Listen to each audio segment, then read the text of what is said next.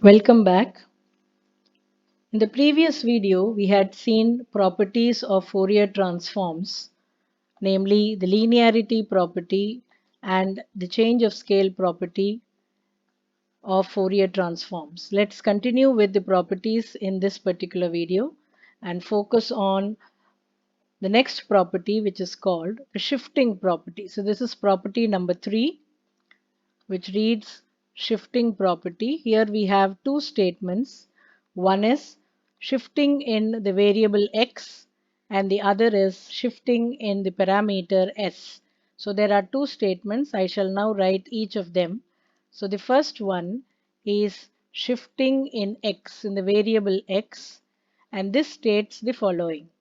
If the Fourier transform of f of x is equal to f of s, so if that is given to us, then the shifting in the variable x is defined as the Fourier of f of x minus a, which is equal to e to the power ias into f of s. Now this statement is the shifting property in the variable x. Now let's define the second one, which is shifting in the variable s, in the parameter s. This is defined as follows. If the Fourier transform of f of x is equal to f of s, then the Fourier transform of e to the power ia x into f of x is equal to capital F of s plus a. Very simple ones they are, direct definition applications. We shall prove both these results. The first result is shifting in x. Let's begin with that. So we need to start by the definition. Again, let us start by taking the Fourier transform of f of x, which is 1 by root 2 pi integral minus to plus infinity f of x e to the power isx dx. Now look at what we want. Now we want it as f of x minus a, and we have it as f of x here. So as we did in the previous cases, we now replace, instead of f of x, we write it as f of x minus a wherever it occurs. Where does it occur? F of x occurs on the left side and on the right side in the integrand. So we shall replace that by f of x minus a. So it becomes minus to plus infinity f of x minus a e to the power isx dx. So we have now found by definition what is the Fourier transform of f of x minus a. As we did in the previous property, which is the similarity property, we made an assumption. So here too we make an assumption. The argument here, which is t, x minus a, we shall call it as x minus a. So here we are not given any range of a. So a is taken to be positive when there is nothing prescribed on it. So dx in this case, dt here will be dx, and therefore, and what will x be from here? Because x we want, so x will be here a plus t. So dx is dt, and because a is anyway, it's only a sum. So what are the limits here? As x tends to minus infinity, t also tends to minus infinity.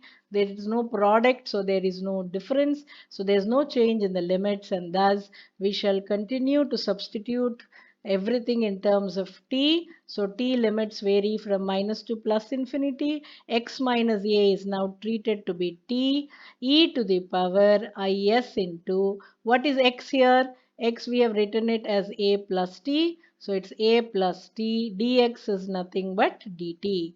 Now everything is to be done written with respect to t, but you see that there is a term like is into a. When you multiply these two, you do not have any t in that, so you could take that common and pull it out of the integral. So write it as isa and open the bracket and rewrite it as 1 by root 2 pi integral minus to plus infinity f of t e to the power ist dt. Now this resembles your Fourier transform. By definition, I'm sure you agree, and the result is nothing but e to the power isa into the Fourier transform of f of x. Because it is t or x, you are changing the dummy variable, so you can leave it as it is. The reason is by changing, you call it the dummy variable or the variable of integration. So by changing t to x is your direct just a changing value, and thus the left hand side, which is Fourier of f of x minus a, is equal to e power isa into the Fourier of f of x, which is your shifting in x, and hence we have proved the result. A very simple one. So if you have an a there, x minus a, you can pull it out, write it as e power isa, and then multiply it by the Fourier transform of f of x. So that's the first result that we had to prove. Let's go to the shifting in s. What do we require there? We require the Fourier of e power iax into f of x. So let's see how to do that. That is our next step. So the Fourier of, so let's consider the B part, the Fourier of e power iax into f of x. By definition, what did I say? Wherever you have f of x, replace it by e power iax into f of x. So I'm sure by now you know the definition by heart. It is 1 by root 2 pi integral minus to plus infinity. Wherever we have f of x, we have to now write it as e power iax into f of x. The kernel is e power isx, and your integration is done with respect to x. What can be done now? You can add these two because it is both are exponential terms, and thus what happens? This can be written as 1 by root 2 pi integral minus to plus infinity f of x into e to the power I into, take I common, so you have s plus a x common dx. Now, what is the only difference between the definition and this particular statement? I'm sure you will agree that it is a function of s plus a, because the parameter is not just s, but it is s plus a. What was the left hand side? Fourier of e power iax into f of x is equal to f of s plus a. So this is the statement in shifting in s, and the earlier part, which was Fourier of f of x minus a, that was the shifting in the variable x, and hence we have proved both the results easily, comfortably, making use of the definition. So this completes the shifting property. We go to the next important theorem called modulation property or modulation theorem. So let me write that. That's the fourth property according to our number, and the second one in this video. This is called the modulation theorem or modulation property. Now what does this mean? What does this state is? If the Fourier transform of f of x is equal to f of s. The statement again, we are dealing only with one function. Then we need to prove that the Fourier transform of f of x into cos of ax. If you multiply that f with a cos function, then it is 1 by 2. That is the average of the Fourier transforms with sum of the Fourier transforms with parameters s plus a and s minus a. A very interesting one and an easy one to do too again. Let us again continue without further discussion. We need to prove that the Fourier transform of this product is this. Let us start by the definition once again. I will start by writing the definition as Fourier transform of f of x is 1 by root 2 pi integral minus to plus infinity f of x e to the power isx dx. Fine. Now we need to replace that f of x. Where all we need to replace? Here and here. By what? By f of x into cos ax. So let us rewrite that now. Fourier of f of x into cos of ax. Let us write that even on the right side. It is 1 by root 2 pi integral minus to plus infinity f of x cos of ax. So that's where we had to write into e to the power isx dx. Right? Now we have replaced f of x by this. Now is there a possibility, because nothing can be done. You see the integrand contains three terms. Is there a possibility where we can write cos in terms of exponential terms?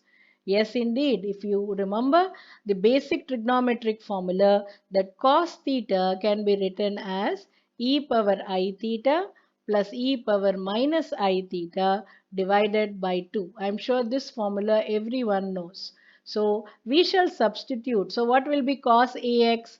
Cos of AX will be therefore e power IAX plus e power minus IAX divided by 2. So let us use this formula to rewrite the right hand side. So it becomes 1 by root 2 pi integral minus to plus infinity f of x. Let's open a bracket to write cos AX as e power IAX plus e to the power minus IAX divided by 2. Close the bracket. Outside you have e power ISX dx.